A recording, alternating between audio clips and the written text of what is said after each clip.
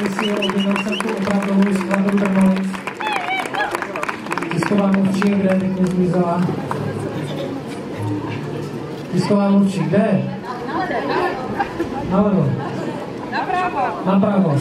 My máme aj tiskovou mluvčí. Já tady mám napsané rozhovor plkání o CDčku křtění. To není pravda? Ne. Trnolice na shledanou. Dneska my ho fakt necháme odejít. Ať přijde potom. Do ní potom.